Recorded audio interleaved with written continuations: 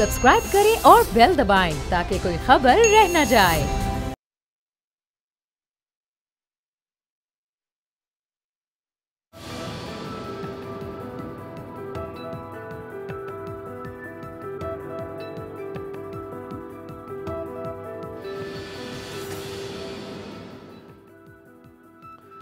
अस्सलाम वालेकुम व्यूअर्स, मैं हूं आपके साथ अमीर अब्बास और आप देख रहे हैं तब्दीली। आज तब्दीली प्रोग्राम में इमरान खान साहब ने जो तब्दीली के वादे किए थे उसका गोशवारा आपके सामने रखते हैं। ये इमरान खान साहब की खुशकिस्मती है, ये उनकी बदकिस्मती है, ये उनके लिए एक चैलेंज है। इसको क्या नाम दिया जा सकता है कि इमरान खान साहब के मुकाबले में जो माजी की हुकूमतें थीं उनकी स्क्रूटनी मीडिया और आवाम की जानिब से इस हद तक नहीं की जा रही थी जिस तरह इमरान खान साहब की स्क्रूटनी की जा रही है।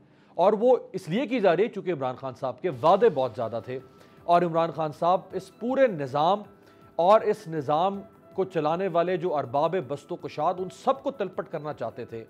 लिहाजा उनकी स्क्रूटनी भी उतनी सख्त है, उतनी सैटेलाइट से जो काम कर रही हैं कि उन्होंने क्या डिलीवर किया और क्या नहीं डिलीवर किया। चूँकि इमरान खान साहब की हुकूमत को 23 माह तकरीबन मुकम्मल होने के को हैं, तो आपके सामने जो वादे थे इमरान खान साहब के वो रखते हैं चंद। और ये वो वादे हैं जो 26 साल तक वो अपने मंशूर के साथ साथ अपने मुख्तलिफ नारों, दावों, इंटरव्यूज़, प्रेस कॉन्फ्रेंसेज और जलसों की सूरत में आवाम से करते रहे। उनमें से कितने पूरे हुए और उनमें जो पूरे नहीं हुए उनकी क्या पेशरफ्त है उस पर भी बात कर लेते हैं। तो वज़ीर आज़म साहब के जो वादे हैं जी, आगाज़ करते हैं। वज़ीर आज़म साहब का एक ज़बरदस्त वादा था कि वो जो 150 साल पुराना कदीम गला सड़ा सिविल सर्विसेज का निज़ाम है वो कहते थे मैं इसमें इस्लाहात लाऊंगा, लेकिन अभी तक 2 साल में इस्लाहात नहीं लाई जा सकी, सिफर। अगला वादा था पुलिस में जदीद फलाही रियासत के तकाज़ों के मुताबिक इस्लाहात लाने का वादा था, नहीं आ सकी, कारकर्दगी सिफर। फिर बोसीदा और जालिमाना निज़ाम इंसाफ, उनकी पार्टी का नाम भी इंसाफ था, वो क्रिमिनल और सिविल जस्टिस सिस्टम में इस्लाहात लाना चाहते थे, अभी तक नहीं आ सकी हैं। पुराने और पसमानदा निज़ाम तालीम में वो कहते थे कि हम हंगामी तौर पर इस्लाहात नाफिज करेंगे, जिसका वादा था, अभी तक ये 2 साल होने को है, इसमें कोई ख़ास पेशरफ्त नहीं हो सकी है। हुकूमत के अब 3 साल बाकी हैं और 50 लाख घर बनने थे 5 सालों में, लेकिन वो कितने बन सके हमें नहीं मालूम आज तक। गैर मुल्की कर्ज उतारने का वादा था, लेकिन कर्जों का बोझ बढ़ गया पाकिस्तान पे। आगे जाके मैं आपको बताऊंगा कि अब इस वक्त कितने कर्जे हैं जो इमरान खान साहब ने कौम पर चढ़ाए। फिर करप्ट चोरों और लुटेरों को सजाएं दिलाने का वादा था, किसी एक करप्ट चोर और लुटेरे को सजा इन 2 सालों में अभी तक कन्विक्शन जो है वो नहीं हो सकी है। लूटी हुई दौलत पाकिस्तान लाने का वादा था, कोई एक $100 भी अगर वापस आया हो तो मोस्ट वेलकम। हम चाहेंगे कि अगले प्रोग्राम में हमें हुकूमत बता सके और कौम को बता सके। फिर नैब और एंटी करप्शन जैसे जो वॉचडॉग इदारे हैं जो एंटी करप्शन के ऊपर काम करते हैं, उनमें इस्लाहात का वादा था, वो इस्लाहात नहीं हो सकी। सरकारी अफसरान और ब्यूरोक्रेट्स के पास जो हजारों कनाल पर बने हुए बड़े बड़े घर और GORs और DCO हाउसेज और ये महल्लात थे, इसके बारे में इमरान खान कहते थे कि हम इनको छोटे घरों में शिफ्ट करेंगे और इन जो ल्यूक्रेटिव प्रॉपर्टीज हैं इनको अवामी मुफाद में लाएंगे, लेकिन ये वादा भी नहीं हो सका पूरा। वज़ीर आज़म हाउस में यूनिवर्सिटी बनाने का वादा था, नहीं हो सका पूरा। गवर्नर हाउसेज और दीगर आलीशान महल्लात को अवामी ज़रूरियात के मुताबिक ढालना था, वो नहीं हो सका।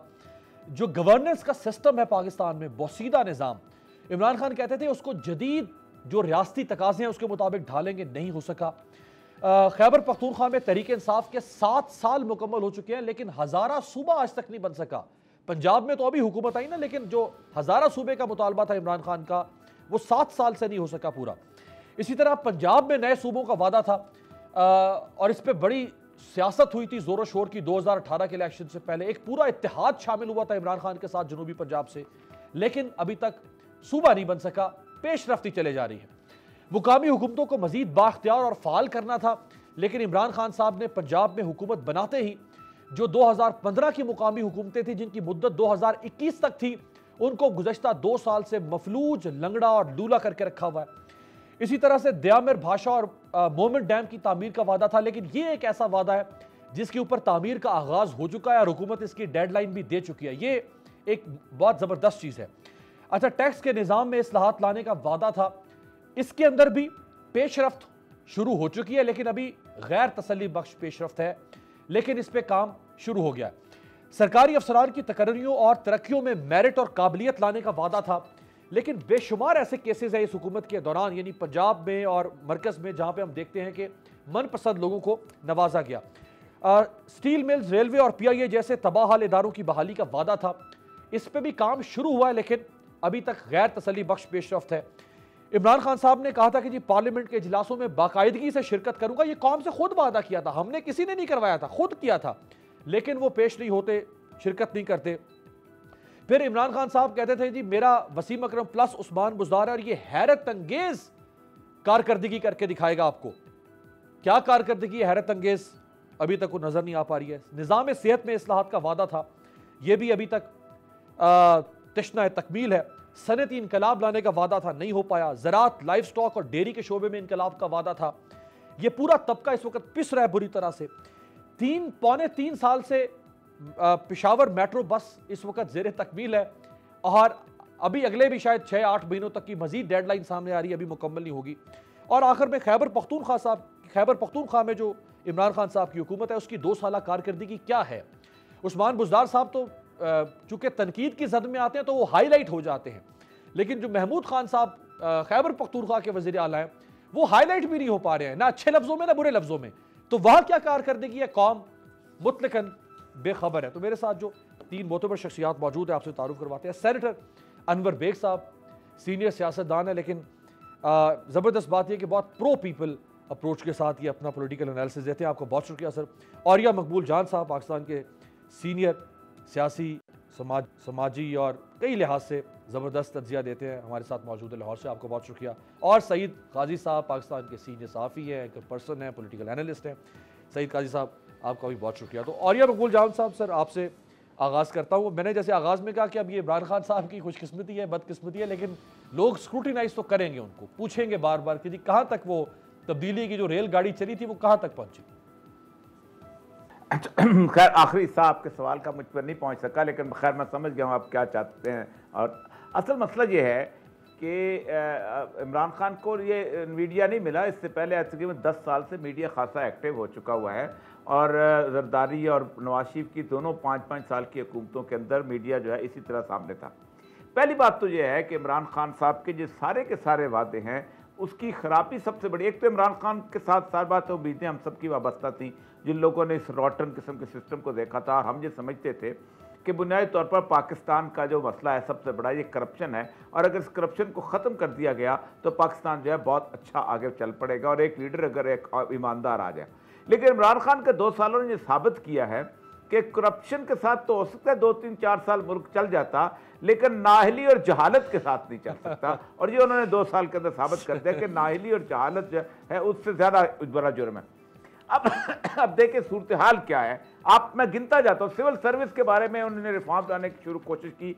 एक ऐसे आदमी को कमेटी का सरबराह बनाया जिसने उन सारे लोगों को अपने साथ मिला लिया कि जो बुनियादी तौर पे स्टेटस को के लोग थे, और उसके ऊपर इमरान खान साहब ने ट्रस्ट करके इशरत हुसैन साहब को, जो गुज़िश्ता 25 साल से यही काम कर रहे थे, करते चले आ रहे थे, और कभी उन्होंने ज़िंदगी में तब्दीली का नाम सोचा भी नहीं था और ना वो स्टेटस को बदलना चाहते थे। इसी तरह यही हाल उन्होंने पुलिस रिफॉर्म्स का किया। यही जुडिशल सिस्टम के साथ भी उनका मामला बिल्कुल ऐसा ही रहा कि वही 3-4 लोग जितने भी थे वो लेके आ गए। इमरान खान साहब का एक और बड़ा मसला है कि इमरान खान ज़ाती जिसे कहते हैं मोहब्बत में बहुत ज़्यादा गिरफ्तार हैं, और सबसे बड़ी बात यह है कि इमरान खान साहब अभी तक उस एडोलेसेंस लेवल पे, वो जो एक यूथ का लेवल होता है, जो उनकी पॉपुलैरिटी का लेवल था, उससे बाहर नहीं आ सके और उस रेफरेंस के अलावा कुछ सोचते नहीं हैं। आप खुद देखें कि अभी पिछले दिनों जब उन्होंने टाइगर फोर्स बनाने की कोशिश की थी तो उन्होंने कहा कि देखें जिस वक्त मैं शौकत खानम बना रहा था, मैंने एक टाइगर फोर्स बनाई थी और पूरा पाकिस्तान मेरे साथ था। उनको अंदाज़ा नहीं कि उस वक्त तो पाकिस्तान के यूनानिमस लीडर थे। उनको फजल रहमान के पीछे नमाज पढ़ने वाला भी पैसे देता था, नून लीग वाला भी पैसे देता था, नेक आदमी भी पैसे देता था, शराब पीने वाला भी पैसे देता था। लेकिन अब वो पॉलिटिकल पार्टी के लीडर हैं और उनकी टाइगर फोर्स को लोग इस तरह नहीं मानेंगे, लेकिन वो अभी भी रेफरेंस देते हैं, उनको रेफरेंस देने में मजा आता है। और फिर अपने पहनावे में, अपने चाल चलन में एक बुनियादी तौर पर नफ्सियाती एनालिसिस कर दूं आपके सामने कि आप दुनिया पूरी की इंटरनेशनल जो है कम्युनिटी के सामने तकरीर कर रहे हैं और टीवी पे आकर तकरीर कर रहे हैं कि आप हमारे लिए कुछ करें, उसकी वजह यह है कि हम कोरोना के अंदर शिकार हैं, और आप ट्रैक सूट पहन के तकरीर कर रहे हैं। आप किसी स्टेडियम में तो नहीं उतर रहे ना अभी तक कि लोग आपकी उस अदाओं पे कुर्बान हो जाएंगे और कहेंगे ट्रैक सूट में ये शख्स कितना अच्छा लगता है। असल मसला यह है कि इमरान खान साहब को अपनी उस एज से मोहब्बत है, इसीलिए वो ऐसे आदमी जो होता है ना, वो अपनी मर्जी के अलावा कोई और चीज सुनना नहीं चाहता। उसकी एक जेब में प्रॉब्लम्स की लिस्ट होती है, दूसरी जेब में सोल्यूशन की लिस्ट होती है। और उन्होंने अब उनको जो असेंबली के मेंबर बने वो हम माफ करने को तैयार हैं। लोगों ने इलेक्ट ही ऐसे कर दिए थे, यार शाह महमूद कुरैशी का खानदान ही है, फलाने का ये है। लेकिन जो उन्होंने 15-16 मशीर लेके आए हैं वो जहालत के पहाड़ हैं। अच्छा। ये वो लोग हैं जिनको पाकिस्तान का अंदाजा ही कुछ नहीं है, अंदाजा ही कुछ। आप खुद सोचें कि आप मुझे ये बताइए कि ये वो लोग हैं जो 15-16 दिन के लिए पाकिस्तान आया करते थे, अपना सैनिटाइजर साथ लाते थे, अपना मिनरल वाटर साथ लाते थे, अपनी 15 दिन के लिए उन्होंने जनरेटर का system, air condition system set किया होता था। 15 दिन बैठ के पाकिस्तान के अवाम को, उसके सिस्टम को, उसकी कैफियत को गालियां वालियां दे के वापस चला जाया करते। सही है। अब देखिए ना, इतने नाइव किस्म के लोग हैं ये जो लोग लेके आए हुए हैं जैसे, और सिवाय उनके और कोई मसला ही नहीं है कि जो बुनियादी तौर पर ये अब जुल्फी बुखारी, आप खुद सोचे, उस बंदे, वो टूरिज्म का इंचार्ज है, उस बंदे से पूछा जाता है कि आप ये बताएं कोई एक ऐसी जगह पाकिस्तान के अंदर जिसको हर बंदे को आकर विजिट करना चाहिए, वो बताएं, और वो उसका जवाब नहीं दे पाते। मोहित यूसुफ साहब हैं, उनको पूछा जाता है कि आपने अटेंड क्यों, उनको चेक क्यों नहीं किया जो लोग आ रहे थे वहाँ से बाहर से फ्लाइट से। तो उन्होंने कहा देखें एक आदमी अपने वालिदैन के घर में आ रहा है तो वालिदैन को बीमार तो नहीं करेगा वो, तो यानी कितना नाइव सा जवाब दिया जा रहा है इस पूरी पब्लिक को। कुछ लोगों को उन्होंने इस चक्कर में लगाया हुआ है कि जिनका काम सिर्फ ये है कि जुगते करना है और उसको पसंद फरमाते हैं, पसंद फरमाते हैं, बिल्कुल। 2.5 साल के बाद शाही सरपरस्ती होती है उन जुगतों की। अगर आप ये बेग साहब, अगर 2.5 साल के बाद अगर आप ये सोचें कि हमने हमको पाकिस्तान इतना बुरा मिला था, ये था, वो था, फलां था, हमारी 22 साल की जद्दोजहद, आपकी 22 साल की जद्दोजहद सरेंडर कर गए। और सबसे बड़ी बात मैं आपको बताऊं, मैंने 32 साल ब्यूरोक्रेसी में गुजारे हैं, पहली दफा ऐसा हुआ है कि ब्यूरोक्रेट जो हैं वो अदालतों को भी और इमरान खान साहब को रॉन्ग में देते हैं, फीड करते हैं और झूठ बोलते हैं। अभी ये पेट्रोल का क्राइसिस आया है, जो असद हयाउद्दीन साहब जो हैं उन्होंने हाई कोर्ट में एक चीज पेश की। उन्होंने कहा जी मसला ये है कि हाई कोर्ट ने पूछा कम क्यों होगा पेट्रोल। उन्होंने कहा जी ईरान से जो पेट्रोल आता था उस पर हमने पाबंदी की, सख्ती की, वो आना बंद हो गया, इसलिए एक बंद हो गया। अब वो 1 और अदालत को बता रहे हैं, और 1.2 जो है मीट्रिक टन है वो बनते को 11 बैरल, और पाकिस्तान की रोजाना जो खपत है वो 5,60,000 बैरल है, और अदालत उससे फैसला भी कर देती है। यानी आप अंदाजा करें ना क्या कमाल की बात है। खूबसूरती अभी जो समरी गई है, ये ब्यूरोक्रेसी जो है ये अगर घुमा के रख देगी इमरान खान साहब को तो वो कैसे चलेगा वाला। मैं जरा अनवर बेग साहब को भी शामिल करूं। घुमा चुकी है, घुमा चुकी। अनवर बेग साहब देखिए, ये बात इमरान खान साहब को भी पता थी। इमरान खान साहब के साथ शाह महमूद कुरैशी, जहांगीर तरीन, इस किस्म के बड़े जहांदीदा सियासतदान थे। सबको पता था कि कौम के भी कुछ मसाइल हैं, इदारों के भी मसाइल हैं, पार्लियामेंट के भी मसाइल हैं, मुकन्नना के भी मसाइल हैं, आइन के भी मसाइल हैं, सोशल कॉन्ट्रैक्ट के भी, हर चीज़ के मसाइल हैं। अब अगर वो आके और 2 साल गुजर गए, यानी आप समझ लें कि 40% of the tenure has gone, 60% बाकी है। अब अगर वो कहेंगे कि जी मुझे तो फलां चीज़ भी गलत मिली थी, फलां भी गलत मिली थी, बिल्कुल आप सही कह रहे हैं, लेकिन आपको पता था अगर ठीक होती तो आपको लाया भी ना जाता। आपको तो लाया इसलिए गया था कि ये गलत है तो आप ठीक करेंगे।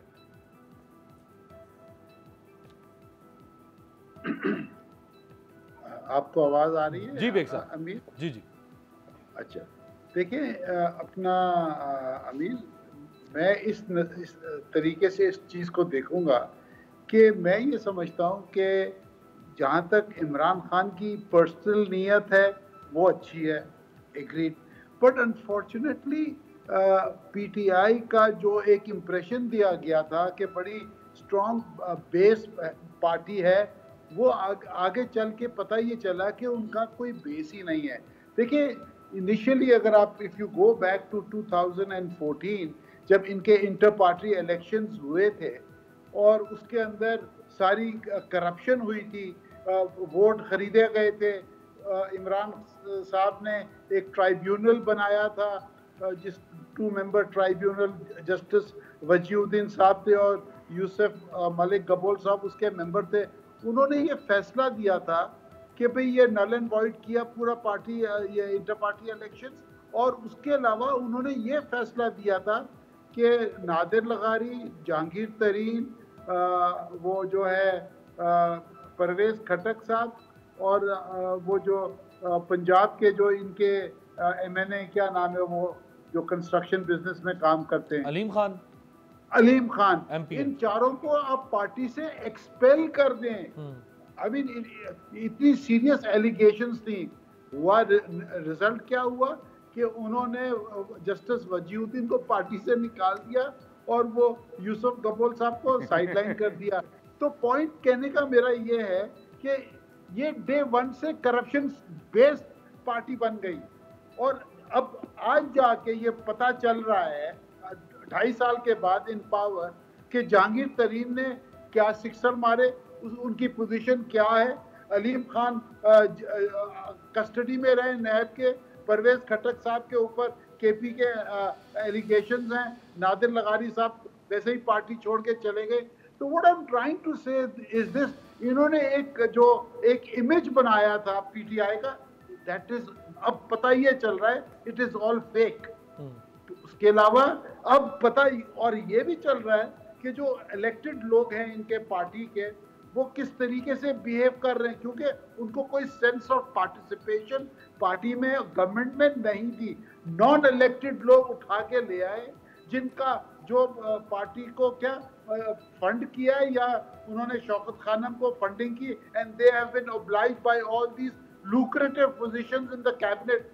अब आप देखें रोज स्कैंडल पे स्कैंडल आ रहा है, यानी अब ये शुगर स्कैंडल खत्म हुआ, आटा स्कैंडल था, अब कल परसों आपने देखा पेट्रोल का जो प्राइसेस वो स्कैंडल था, उसमें नाम आ रहे हैं। वो रजाक दाऊद साहब का बेग साहब जो कराची में और पंजाब में जो बिजली का बहरान शुरू हो गया है दोबारा से, मैं यही आपसे कह रहा हूँ ना, मैं ये समझता हूँ एक तो इनके पास बड़े अदब से मैं कहना चाहता हूँ इनके पास कोई एक्सपर्टीज नहीं है। इनकी जो टीम है, पहले तो मैं ये समझता था अंडर 19 है, बट अब ये पता चल रहा है कि इट इज अंडर 14 टीम। आपने एकदम यानी वो छोटे छोटे जैसे PIA के शेवर नहीं होते, वो चूजे लाके आपने आगे कर दिए। अब वो ना बेचारे ना तजर्बा है ना कुछ है, और आगे ये जो पीपल्स पार्टी और नून लीग के जो स्टॉलवर्ड्स बैठे हैं, जो हर गांव का पानी पिए हुए हैं, यानी एक्सपर्ट हैं, 10 दफा जेल गए, 10 दफा करप्शन में फंसे, वो तो बड़े प्रोफेशनल लोग हैं, वो इनको खड़ा होने नहीं देते। तो what I am trying to tell you is कि इनके पास टीम ही नहीं है। और इनके देखें, फिर हमें ये इंप्रेशन दिया, ओ जी मेरा तो फाइनेंस मिनिस्टर है असद उमर, उसने पूरा होमवर्क किया, वो मरवा दिया उसने, ठीक है। और अब उनका जो फाइनेंस मिनिस्टर है वो नॉन इलेक्टेड है, आज उसको निकाले, उसका तो कोई इंटरेस्ट ही नहीं है।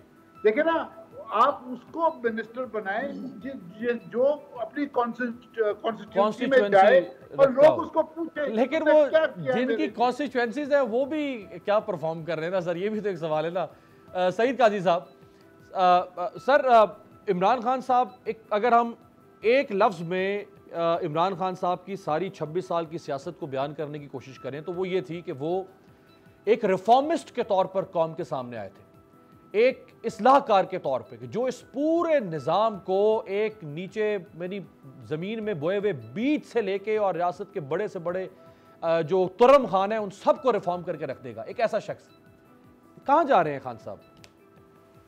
आपने बिल्कुल ठीक कहा कि हम अगर इस्तिलाही एतबार से इमरान खान की सियासी नज़रिए को देखें तो वो एक राइट विंग रिफॉर्मिस्ट ही हैं, और बेसिकली उनका जो मिसप्लेस्ड फेथ था इस पे। अब मैं थोड़ा ज़रा बात को आगे बढ़ाते हैं। ठीक है, उन्होंने बड़े वादे किए, उनकी नीयत भी बड़ी अच्छी होगी। ये सारा निज़ाम वो कह रहे थे कि इस निज़ाम को मैं इन प्लेस रख के इसके अंदर सफाई कर दूंगा। मैं इंडिविजुअल मिसालें यकीनन मौजूद हैं दयानतदार लोगों की ब्यूरोक्रेसी में, जिस तरह हमारे औरिया मकबूल जान साहब बैठे हुए हैं, मगर ये इसकी वजह तस्मिया क्या थी, ये क्यों गोरा बना के गया था, ये पुलिस क्यों बनी थी? देखिए ना, खान साहब अपने नजरिए का शिकार हुए हैं। हुआ क्या है मुझे बताएं। इस निज़ाम में काले धन पे तो पीपल्स पार्टी आ गई। मुस्तफा खर साहब एक इंटरव्यू दे रहे थे जिसमें मैंने उनको सुना, उन्होंने कहा बेनजीर भुट्टो और जरदारी साहब की बहस चल रही थी कि जरदारी साहब कहते थे सियासत पैसे से होगी, वो कहती थी नजरिए से होगी। सेकंड टाइम जब मिला बकौल उनके, मैंने टीवी पे देखा उनको, जिंदा है याद है अल्लाह उनको जिंदगी दे, उन्हें ले लीजिएगा लाइन पे, तो कहने लगी कि मैं मान गई हूँ कि पैसे तो सियासत तो पैसे से होती है। अब मुझे ये बताएं, ये इलेक्टोरल सिस्टम, ये सारा खेल ये काले धन के बगैर एक कदम उठा, और नेक आदमी तो यहाँ पे स्कूल का उस्ताद नहीं लग सकता, चाहे जाए कि वो एक आपके ऑफिस में जाके बैठ जाए। और उसके बाद ये सारी ब्यूरोक्रेसी, ये सारे जो है, ये सारी रियासत किन की खिदमत पे मामूर है? हाथ लगा के दिखाओ। मैं कार्टल्स के नाम लेता हूँ, चैनल अफोर्ड नहीं कर सकते इसलिए मैं अपने प्रोग्राम में ले लिया करता हूँ, यहाँ मैं नहीं लेता, आपके ज़हन में बहुत से नाम आ गए होंगे। इस काले धन के जबर को खत्म किए बगैर इस जो मॉनेटरी डिक्टेटरशिप है, ये बिग बिजनेस, इसकी डिक्टेटरशिप को तोड़ते तोड़ते उसको जूते मार के बाहर निकाल दिया। बर्नी सैंडर्स का देखें हशर क्या किया अमेरिका में उन्होंने। हालांकि बात ये है कि वादे वो मौजे तुंग वाले कर रहे थे, व्लादिमीर इलिया नोव लेनिन वाले कर रहे थे, काम वो कर रहे थे किसके साथ बैठ के? नदीम बाबर के साथ। जबरदस्त। ये जो है आपके क्या नाम है माशाल्लाह, एमसीबी वाले जो मुफ्त में बैंक ले उड़े थे। आप इस निजाम के अंदर रह के इन मगरमच्छों से लड़ सकते हैं कि हम एक नेक कब्जा ग्रुप लेके आएंगे, एक बद कब्जा ग्रुप के बगैर हम एक नेक जो है बदनवान लेके आएंगे, एक बदनवान के बगैर। और मैंने एक दिन और ये मकबूल जान साहब के प्रोग्राम में खैरात का धंधा करने वाले एक साहब से कहा, और यहाँ तो सारा काला धन है और तुम रूहानी मनी लॉन्ड्रिंग करते हो। मुझे ये बताएं, बात ये है कि let's be honest about it, let's सच्ची बात करें लोगों के साथ। इस काले धन की कमर तोड़े बगैर कोई सर्जरी नहीं हो सकती कि सर्जरी करके ये मैंने साफ धन इधर कर दिया है, गंदा इधर कर दिया है, गंदे इधर चले गए, उधर इधर चले गए। जब आप इस काले धन में उठाएंगे ना, कोई वो निश्तर उठाएंगे या आरा उठाएंगे, तो पता चलेगा आपकी अपनी कमर उसके नीचे आ रही है, आपके अपने साथियों की कमर उसके नीचे आ रही है, उसमें जहांगीर तरीन की कमर भी उसके नीचे आ रही है, मेरे मोहतरम अलीम खान साहब की भी कमर उसके नीचे आ रही है। तो वादे नहीं करने थे। और हाँ, ये भी मैं बता दूं, ये राइट विंग रिफॉर्मिज्म पे आखिरी कोशिश थी दुनिया की। और ये मैं बताऊं, दुनिया बड़े मुख्तलिफ मोड़ पे आ गई है। आज मैं देख रहा था, एक मैं अभी आपको भेज दूंगा, कल मैं अपने शो में भी चलाऊंगा, वो तमाम ममालिक जहां पे हेल्थ पब्लिक सेक्टर में थी, उन्होंने अमेरिका जैसे मुल्क को मात दे दी है, जहां 1 करोड़ 20 लाख। ये मैं एक मिसाल दे रहा हूं। तो ये पूरा इकोनॉमिक पैराडाइम जो है, ये जो न्यू लिबरल कंसेंसस, यार असल बात ही कोई नहीं करता। ये व्हाट इज वाशिंगटन कंसेंसस? इस पे बात करें, पीपल्स पार्टी भी इस पे हाँ करती है, पीटीआई भी हाँ करती है। किसी ने पूछा दी? ये वो चीजें हैं, ये कोई खलाई चीजें नहीं है, ये मेरी और आपकी जिंदगी, हमारी जरूरतों, हमारी सेहत, हमारी तालीम, हमारी रोजगार से जुड़ी हुई है। आपने जो बात ही नहीं करते, बड़ी जबरदस्त बात की है ना सिस्टम के, ये सिस्टम को उखाड़ने के लिए आए थे, सिस्टम की जड़ों को पानी देना शुरू कर दिया इमरान खान साहब ने। जिस सिस्टम के खिलाफ जंग लड़नी थी, उस सिस्टम के साथ ही मिलकर अगर खेलेंगे तो नतीजा वही निकलेगा जो जरदारी साहब के दौर में था, जो नवाज शरीफ साहब के दौर में था, जो परवेज मुशर्रफ के दौर में था। आप फिर नया कौन सा गुल खिलाएंगे? एक ब्रेक के बाद।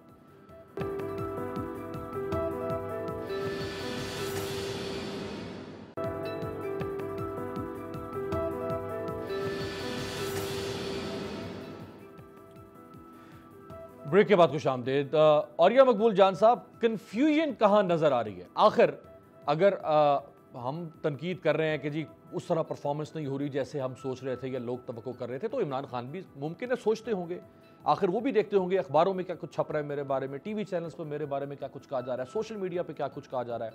उन तक भी ये बात गुश्त पहुंच रही होगी कि लोग मायूस हो रहे हैं, फ्रस्ट्रेट हो रहे हैं लोग उनकी परफॉर्मेंस के सिलसिले में। फिर मसला कहाँ पे हो सकता है? क्या इमरान खान कंफ्यूज हो चुके हैं?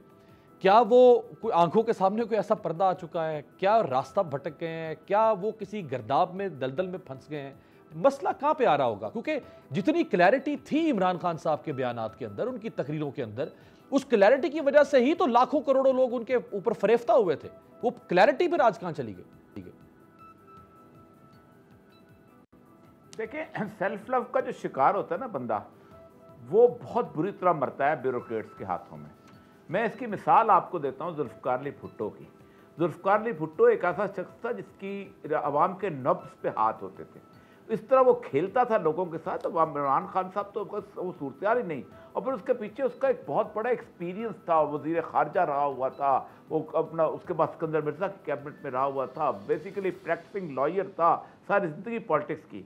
आप अंदाज़ा करें कि जिस वक्त उसने इक़्तिदार संभाला है, बड़ी इंथुजियाज्म के साथ जब वो आगे बढ़ा है, तो उसके साथ उसको जो ब्यूरोक्रेट्स उसके साथ बैठे थे, पहले तो उसने ब्यूरोक्रेट्स के साथ वैसे ही करना शुरू कर दिया जैसे शुरू इमरान खान साहब ने किया था। तो उसके बाद हुआ ये कि आहिस्ता आहिस्ता उसको एक खौफ का शिकार करना शुरू कर दिया उन लोगों ने कि देखें, आपके मुकाबले में अगर पंजाब में बड़ी लीडरशिप होगी तो फिर गलत। अब वो मुझे याद है अच्छी तरह, उसके करीब एक डेरोकेट थे, तो कहते हैं कि पंजाब में कोई कुगू लेके आओ। तो वो गुग्गू लाते लाते मुस्तफा खर को निकाला, उस गुग्गू की जगह पहले हनीफ रामे को लाया कि उसके कुछ ना हो सके होगा, फिर उसके बाद और तो एक को आजमाया गया, मिराज खालिद साहब भी आए थे कुछ देर के लिए।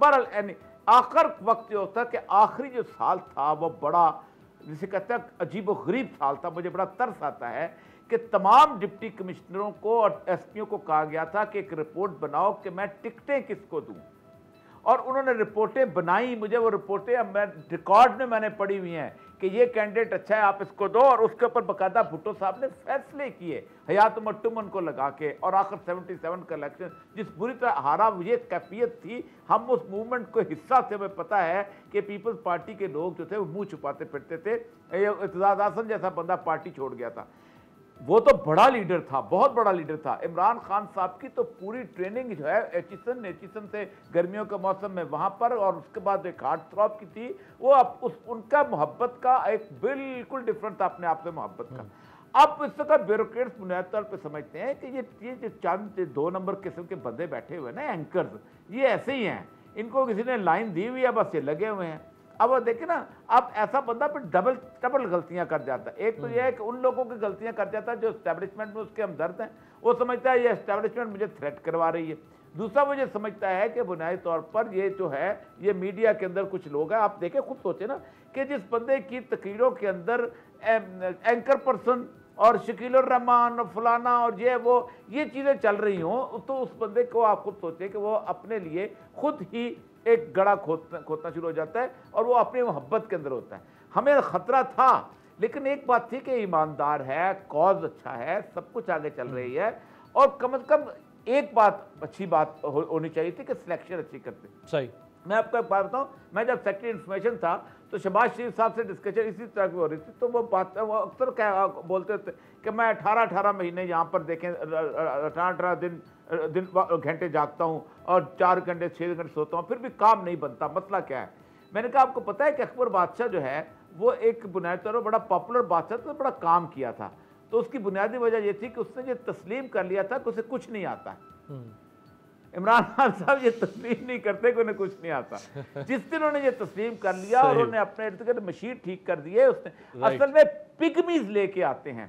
हर लीडर की खराबी ये होती है कि अपने सामने बौने लेके आते हैं, और बौने कभी भी कुछ नहीं उनको, कभी भी वो खड़े नहीं हो सकते। तो बौने उनको, जब बौने खड़े किए हुए उन्होंने। बेग साहब, अच्छा बेग साहब देखिए, कुछ ऐसे मसाइल जरूर हैं कि जिसपे इमरान खान साहब को बेनिफिट ऑफ डाउट दिया जा सकता है, जिसमें आपको कहीं पे 2/3 मेजॉरिटी चाहिए, कहीं पे आपको पैसा चाहिए, कहीं पे आपको कुछ और ऐसी रिक्वायरमेंट है कि जो अभी फौरी तौर पे 2 साल में नहीं हो सकती। लेकिन बहुत सारे ऐसे काम थे जिनके लिए ना तो 2/3 मेजॉरिटी चाहिए, ना जिनके लिए IMF और वर्ल्ड बैंक चाहिए, ना जिनके लिए कोई और किसी किस्म की कोई लवाजमात चाहिए। उनके लिए सिर्फ और सिर्फ आयरन फिस्ट जिसको कहते हैं ना, लोहे की मुट्ठी चाहिए थी और अनफ्लिंचिंग इंटेंशन चाहिए थी।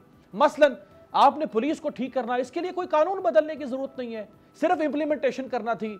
आपने गवर्नर हाउसेज जो है उनको पब्लिक, आप कहते थे मैं पब्लिक यूज में लाऊंगा, वो गवर्नर हाउसेज आज भी गवर्नरों के कब्जे में है।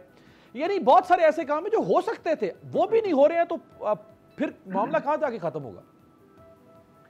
देखें अमीर, मैं ये समझता हूँ आदमी वो बात करे जो डूएबल है। अगर आप कह रहे हैं जी प्राइम मिनिस्टर हाउस को मैंने यूनिवर्सिटी बनाना है, गवर्नर हाउस को मैंने पब्लिक पार्क बनाना है, ये चीज़ें पॉसिबल नहीं है। ये एक इलेक्शन स्लोगन्स तक तो बात ठीक है, लेकिन मैं ये समझता हूँ कि जो सबसे बड़ा प्रॉब्लम इमरान साहब को है, एक इनकी गवर्नेंस बहुत कमज़ोर है। जो बातें बाहर आ रही हैं वो ये आती है कि जो भी उनको जाता है वो उनको कन्विंस करके निकलता है। भाई आप खुद सोचें समझें कि भाई ये आपकी पार्टी के मुफाद में है, गवर्नमेंट के मुफाद में है, पब्लिक के मुफाद में है? नहीं। तो मैं ये समझता हूँ the basic problem is that governance इनकी बहुत ज़्यादा कमज़ोर है। और दूसरी बात मैं जैसे आपको पहले बता रहा था कि इनके पास जो नॉन इलेक्टेड लोग हैं ना, वो तबाही का समा इन्होंने मचाया हुआ है PTI के अंदर। देखिए, जब एक पार्टी इलेक्ट होके आती है और इसको लोगों ने इनको वोट इसलिए दिया, इन्होंने कहा कि हमारे पास जवान लोग हैं, यंग लोग हैं, वेरी गुड, सीनियर लोग भी थे। इनको चाहिए था कि जब ये कैबिनेट अपनी बनाते, सीनियर जो लोग MNAs और सेनेटर्स जो इलेक्ट होके आए उनको ये मिनिस्टर्स बनाते, उनको साथ अटैच करते, ये स्टेट मिनिस्टर्स जो यंग क्राउड जो इनका आया है, सो दैट वो ग्रुप होते हैं। देखें जी, you are facing a political party like People's Party and PMLN, जिनका 30 साल से वो हुकूमत में रहे, और पीपल्स पार्टी तो माशाल्लाह भुट्टो साहब के जमाने की है। तो what I am trying to say is this, they are very rich in experience, although उन्होंने काम सही नहीं किया, but the point is this, उनको पता है कि पब्लिक में जाके उन्होंने क्या बोलना क्या नहीं कहना। तो मैं ये समझता हूँ सबसे बड़ा प्रॉब्लम PTI को ये है कि इनकी गवर्नेंस कमजोर है, और ये जो नॉन इलेक्टेड लोग हैं,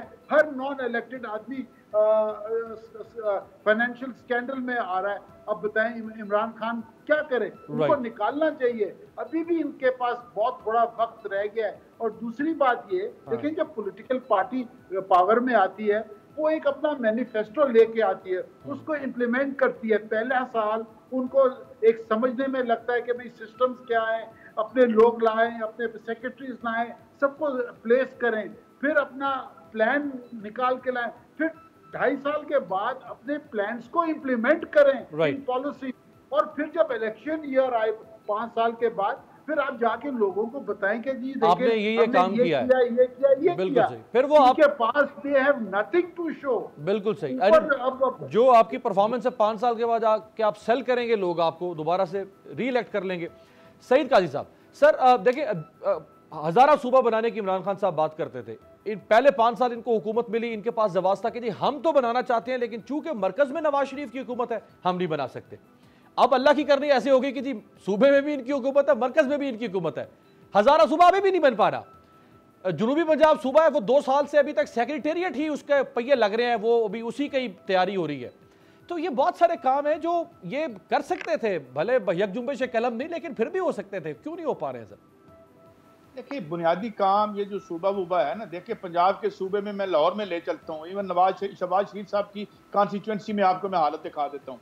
बात ये है कि बनने चाहिए सूबे, लेकिन क्या हल यही था, या चलें वादा पूरा कर भी देते तो क्या हमें रोज नई ट्रक की बत्ती के पीछे ये लगाते हैं सूबे बना दें, जब सूबे अच्छा आप क्या कर दें जी, आप लोकल बॉडीज ले आए, अच्छा अब इनसे तंग आ गए हैं, अब तो कोई हमें दयानतदार डिक्टेटर चाहिए। ये कहानियां बिकती रही हैं, और मसला क्या है? मसला ये है कि इस मुल्क की रियासत पे काबिज लोग हमारे टैक्सेस का पैसा हमारे ऊपर खर्च नहीं करना चाहते और नहीं करते। यहाँ पे पब्लिक पॉलिसी का कैप्चर है, आपके 80% आप 85% आप विद होल्डिंग टैक्स से आवाम से पैसे लेते हैं। अभी आपने 25 रुपए पेट्रोल की कीमत बढ़ाई है, वो आपने आवाम पे खर्च नहीं करना। मुझे ये बताएं, वो अच्छा आप ये बिल्कुल ठीक कहते हैं, ये नॉन इलेक्टेड अजीब से लोग आ गए हैं, मैं भी इनके हक में नहीं हूं। जरा इलेक्टेड लोगों को तो जरा ध्यान में रखें। जरदारी साहब भी इलेक्टेड थे, नवाज शरीफ साहब भी इलेक्टेड थे, शहबाज शरीफ साहब भी इलेक्टेड थे, जनाब आपके ख्वाजा साहब जिनका अकामे का और 15 लाख का पता नहीं चला कहां से आ रहा था, वो भी इलेक्टेड थे। जिन्होंने अपने भाई को ठेका दिलवाया लाहौर के रिंग रोड का, आज कोई कह रहा था लाख रुपए का एक दरख्त लगा, ऐसे इकबाल साहब वो भी इलेक्टेड थे। बात यह है, हम तो इलेक्टेड के हाथों भी लुटे और इनके हाथों भी लुटे। वजह क्या है? वजह यह है कि ये निजाम है, मैं कोट करूंगा कि it has become a committee to run, जो स्टेट है वो एक कमेटी बन गई है बड़े लोगों के काम करने की। ठीक है ये, और दूसरी बात क्या कि इनकी कोई ये तारीख में वैसे ही मुझे बताएं, ये जितने अपने आप को इंडस्ट्रियलिस्ट कहते हैं, कौन सी इंडस्ट्री लगाई? 65% मईशत तो तुम्हारे पास है नहीं, मुर्गियां और जो है वो बुनियाने बनाते हो, औकात तुम्हारी ये है। और जो रियासत ने इदारे बनाए थे उनको टके टोकरी पे बेच रहे हो, झूठ बोलते हो कि जुल्फकार अली भुट्टो ने यहाँ मईशत तबाह की थी। यहाँ की रियासत के बड़े जितने भी इंडस्ट्रियल प्रोजेक्ट थे, या अयूब खान ने पब्लिक सेक्टर में बनाए या इन्होंने बनाए। बुनियादी तौर पर मैं आपको 2 फिक्र में बताऊं क्या हुआ। इमरान खान को 2 वारदातें हुई हैं उसके साथ। एक तो टिपिंग पॉइंट पे ले आया था इसहाक डार वारदात करके इसकी मैशत को, और जाते जाते उसने एक और वारदात की। उसने कहा यहाँ चल ही काले धन पे रहा था सब कुछ, काले धन को लीगलाइज कर गया था 92 का कानून बना के। वो उसने किया क्या? उसने कहा भाई आपकी अगर आप फाइलर नहीं है तो आप जमीन नहीं खरीद सकते, गाड़ी नहीं खरीद सकते। जो थोड़ी बहुत इकोनॉमिक एक्टिविटी थी लार्ज स्केल मैन्युफैक्चरिंग में, वो बंद करवा गया। आपको पता नहीं वो कितना बड़ा फ्रॉड था। उसके बाद उसने वो मैं उसकी बाकी चीजों पे नहीं जाना चाहता। इन्होंने आके कहा फौरन आते सारी इकोनॉमिक एक्टिविटी जो बुनियादी तौर पर बेस कर रही थी काले धन पे, क्योंकि इन्होंने काले धन के अलावा कोई काम नहीं किया था पिछली गवर्नमेंट ने। इन्होंने जो 92 का एक्ट बनाया था, protection of economic reform act, वो खोल के देखें, वो हवाले को रिप्लेस करता है। दूसरी वारदात उसने क्या की, उसने कहा कि जी 5 साल से पहले आप पूछ ही नहीं सकते, गोया 5 साल हुकूमत करो, लुटो खाओ, जो 2-3 साल गुजारो, उसके बाद आप अदालत भी नहीं पूछ सकते। तो ये सारी चीजें आई, उसके बाद ये लोग आ गए। इनका ख्याल था कि असद उमर जो है बहुत बड़े इकोनॉमिक विजिट हैं, या डॉक्टर इशरत हुसैन, ये जो माजी के मज़ार हैं, ये जो ऑक्सफोर्ड और वहां जो सिलेबस रट के आए थे, इनका हशर देखो अमेरिका में आज जो हो रहा है। 1 करोड़ 20 लाख बंदे मर चुके हैं, जिसके बारे में वो कहते हैं कि इनके निजाम की वजह से 90% बंदे मरे हैं। ये मैं नहीं कहता, ये रॉबर्ट राइट कहता है, जो 3 एडमिनिस्ट्रेशन में रहा है और हार्वर्ड में पढ़ाता है। वो कहता है कि इन्होंने मार दिया, इनके निजाम ने मार दिया। ये तो इन तोतों से जान छुड़ाएं। ये जो बड़ी बड़ी लंबी डिग्रियां लाइन लगा के आ जाते हैं ना कि IMF में नौकरी मिल जाए, वर्ल्ड बैंक में नौकरी मिल जाए, ये है हमें मरवाने वाले। तो ये पूरा आपको टर्नओवर करना था, वादे बड़े थे, टर्नओवर करना था, बड़ा था, लोग छोटे। यही बात है कि जी टर्नओवर करना था, वो टर्न नहीं हो पाया। एक ब्रेक के बाद औरिया साहब से मैं ये जानूंगा कि इमरान खान साहब बड़े बड़े काम करने आए थे, लेकिन बाजारिन यूँ लग रहा है कि वो बहुत सारे छोटे छोटे कामों में उलझ कर रह गए हैं, और इन छोटे छोटे कामों ने उनके 2 साल गवा दिए। ब्रेक के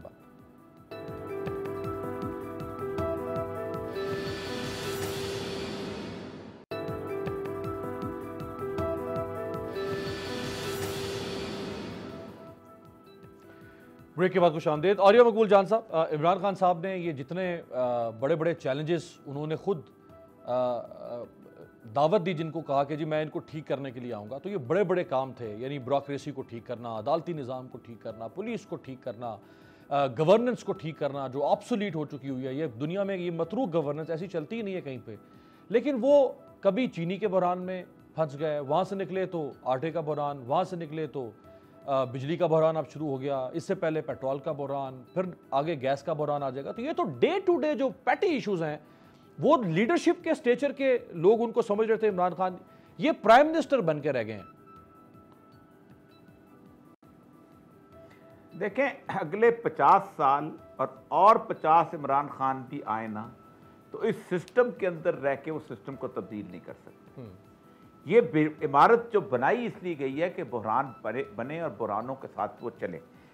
इतने बड़े डेट के साथ 2 तरीके होते हैं, या तो आप मुकम्मल तौर पे कॉर्पोरेट कल्चर के गुलाम हो जाते हैं और उसको पूरा का पूरा वहाँ पर आने देते हैं, जैसे कोरिया ने किया। अब कोरिया की आप मिसाल देते आप हैरान रह जाते हैं कि हमारे ऊपर 38 अरब डॉलर डेट था, जब उन्होंने काम शुरू किया तो उनके ऊपर 120 अरब डॉलर का डेट था। हम 4 अरब डॉलर फौज पे खर्च करते थे, वो 12 अरब डॉलर फौज पे खर्च करते थे। हमारे यहाँ पोलिटिकल स्टेबिलिटी थी, उनके यहाँ 24 साल में 19 प्राइम मिनिस्टर आए। हमारे यहाँ भी कॉन्स्टिट्यूशन का हुलिया बिगड़ता था, वहाँ भी 8 टर्म में हुलिया बिगड़ता था, लेकिन उन्होंने बैठ के तय कर लिया कि हमने करना क्या। उन्होंने एक इंस्टीट्यूशन जो था उसको सेट किया। आर्टिकल 91 से लेके 100 तक जो थे उनकी ब्यूरोक्रेसी जो थी, उसको कहा इसको ईमानदार रखो, सब ठीक हो जाएगा, बाकी चलता रहेगा। वो स्टील फ्रेम उन्होंने मजबूत कर लिया। आज वो दुनिया की बेहतरीन मुल्क है अपने सरमायादाराना निज़ाम के साथ से। दूसरा, कुछ मुल्क हैं कि जिन्होंने खड़े हुए थे। हमने जब इमरान खान साहब आए थे ना, तो हमने कहा था कि इस वक्त दुनिया में एक बनी है, ये मेरे हाथ में है, committee for the abolition of the illegitimate date.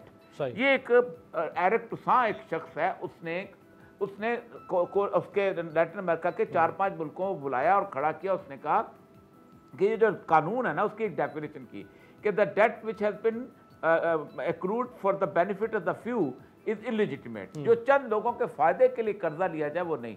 सबसे पहले वो एक्वाडोर में वो गए, उन्होंने 10 महीने में लगा के ऑडिट किया और कहा 88% कर्जा जो है ये जाली है और हम इसको वापस नहीं करेंगे। और उन्होंने IMF को कान से पकड़ के बाहर निकाल दिया। दुनिया ने उनकी बात मानी, वो एटॉमिक पावर नहीं थे, कुछ नहीं थे, कर लिया उन्होंने। खान साहब को समझाया, 12 कॉलम लिखे, कहा उसके बाद पैराग्वे ने किया, फलां मुल्क ने किया, आप खुदा के लिए कुछ करो। लेकिन खान साहब का मसला यह था कि खान साहब को एकदम पहले असद उमर साहब पढ़ाते थे पटियां, ये सिस्टम को बैसाखियां देके खड़ा करना चाहते थे। फिर उसके बाद 2 बड़े बड़े कमाल लोग आ गए, एक उन्होंने हफीज शेख को ले आए, दूसरा उन्होंने उसको ले आए।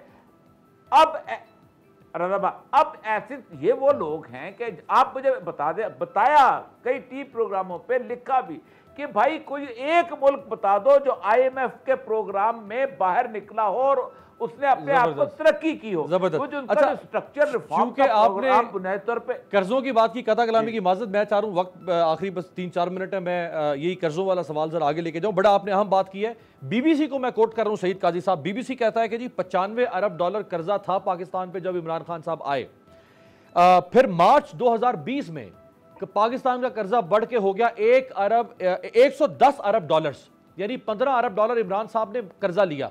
2 अरब डॉलर इसके अलावा कर्जा है जो कोरोना की वजह से अब लिया गया है पिछले को 4-5 माह में, तो एक तरह से 17 अरब डॉलर ले लिया। और मजीद अगले साल में, यानी ये जो माली साल है, इसमें 13 अरब 15 करोड़ डॉलर कर्जा हुकूमत मजीद लेगी। ये कर्जे उतारने आए थे या कर्जे चढ़ाने आए थे? ये क्या होगा 3 साल के बाद? काजी साहब, मैं 2 बातें अर्ज कर दूं। एक तो उन्होंने अच्छी मिसाल दी कोरिया की। मैं इतना बता दूं कि कोरिया की मैसिव इन्वेस्टमेंट नॉर्थ कोरिया की वजह से हुई, और टेक्नोलॉजी ट्रांसफर भी देख लीजिएगा। ताइवान को इन्होंने डेवलप किया चाइना की वजह से, वो उसकी एक और वजूहत है, इस पर बहस रख लीजिएगा।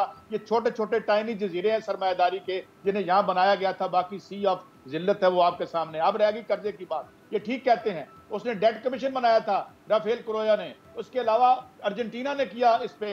ये 2008 में उसने कहा कि दुकान बंद करो, 24 घंटे का उसने टाइम दिया, उसने कहा निकल जाओ और हमारे साथ नेगोशिएट करो। और उसके बाद मैं एक और आपको बताऊं, फ्रांस में एक इकोनॉमिस्ट है माइकल हसन, क्रिटिकल इकोनॉमिस्ट है, वहां पे एक कमेटी बनी, citizen committee on audit debt, public debt के ऑडिट पे, जिसपे उन्होंने फ्रांस के बारे में कहा कि इसका 60 से 70% कर्जा 2 नंबर इसलिए है कि तुम दलील ये देते हो कि इस मुल्क के अवाम के अखराजात इनकी आमदनी से ज्यादा है। हालांकि पिछले 40 सालों में अवाम पर अखराजात कम हो रहे हैं। आपकी जो GDP रेशो है पब्लिक स्पेंडिंग की, वो कम हो रही है। ये पैसे तुमने खाए हैं। इसके बाद ये तहरीक सिर्फ यहाँ नहीं रही, ये तहरीक जो है वो लैटिन अमेरिका में भी गई, और इस पे एक बाकायदा तहरीक मौजूद है जिसे इंटरनेशनल प्रेस जो है वो यहाँ हमें बात करनी चाहिए थी। और एक और भी बात, पूरा आज CPEC और उसकी अमेरिका की इल्म का खजाना, इल्म का आपने खजाना खोल दिया सर। चारों जरा बेग साहब से आखिरी 30 सेकंड रह गए। बेग साहब, सर 18 अगस्त को इमरान खान साहब के इक़्तिदार का 3रा साल शुरू हो जाएगा, क्या इमरान खान साहब को एडवाइस करेंगे आप?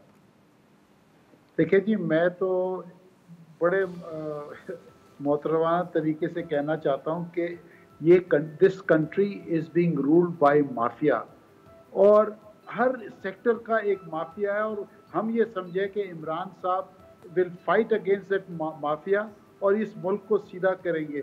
मैं ये समझता हूँ कि it's a bit too late in the day. अब जो 2.5 साल रह गए हैं, जो बकाया पीरियड रह गया है, मैं नहीं समझता, I wish him well, but I do not think that Mr. Imran Khan will be able to give any good results end of his term. End of his term. यहाँ पे अब जरूरत अमीर इस बात की है कि you need a madman. A madman. Thank you so much. बहुत अहम बात नूर बेग साहब ने कि एक कंसिलिएटरी माइंड नहीं, एक कॉम्प्रोमाइजिंग माइंड नहीं, एक मैडमैन चाहिए जो इस मसले को हल कर सकता है। ये कंस्ट्रक्टिव और पॉजिटिव थॉट के साथ, हम इस दुआ के साथ कि इमरान खान साहब कामयाब हों, हमने ये एनालिसिस दिया। तीनों मोतबर शख्सियात से आप इससे इख्तलाफ भी कर सकते हैं, आप इससे इत्तफाक भी कर सकते हैं। बहुत शुक्रिया तमाम मानों का। आपसे मुलाकात होगी अगले हफ्ते।